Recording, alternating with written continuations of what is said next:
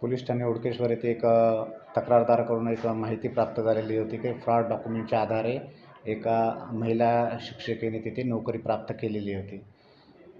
असा एक अर्ज प्राप्त झालेला होता. त्या अर्जाची आम्ही सविस्तर चौकशी केली आणि त्या चौकशीमध्ये आम्हाला असं निष्पन्न झालेले होते का त्या महिलेने जिथे डॉक्युमेंट्स सादर करून जी नोकरी प्राप्त केलेली होती ते डॉक्युमेंट हे खोटे आहे आणि वेगवेगळ्या बाहेर राज्यातील युनिव्हर्सिटीचे ते डॉक्युमेंट्स त्यांनी आमच्याकडे हजर केलेले होते.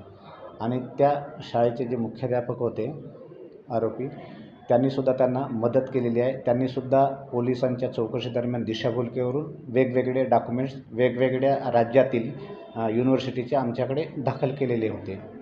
त्यावरून त्या गुन्ह्यामध्ये मुख्याध्यापकाचा सुद्धा सहभाग निष्पन्न झाला आणि त्याच्यावर आम्ही विविध कलमान्वये फसवणुकीच्या आणि फोर्जरीचे डॉक्युमेंट्स तयार केल्याच्या संदर्भात गुन्हा दाखल केला. आम्ही आरोपीला त्याच्यामध्ये मुख्याध्यापकाला अटक केली. माननीय न्यायालयात हजर करून त्याच्याकडून 3 दिवसाची पोलीस कस्टडी रिमांड प्राप्त करण्यात आली आणि जे आम्हाला उपयुक्त कागदपत्रे आहे बनावट होते ते आम्ही जप्त केलेले आहे आणि पुढील तपास आमचे API भलावी हे करीत आहे सदर गुन्ह्याचा.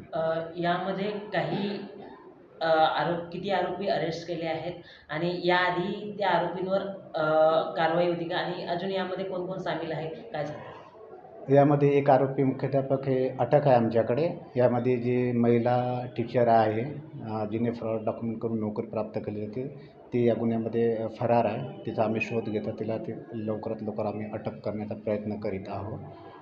त्याच मुख्याध्यापकाविरुद्ध त्याच शाळेमधील एक महिलेने तक्रार दिलेली होती का तिच्यासुद्धा त्यांनी विनयभंग केल्याच्या संदर्भात तीसुद्धा एक तक्रार आमच्याकडे दाखल आहे आणि त्याच्यामध्ये सुद्धा गुन्हा मुख्याध्यापकावर रजिस्टर्ड आहे. त्याच्यामध्ये सुद्धा आम्ही त्याला अटक करून पुढची प्रक्रिया करणार आहोत. त्याचा तपास आमच्या महिला अधिकारी चंदा दंडवते मॅडम ह्या करीत आहे.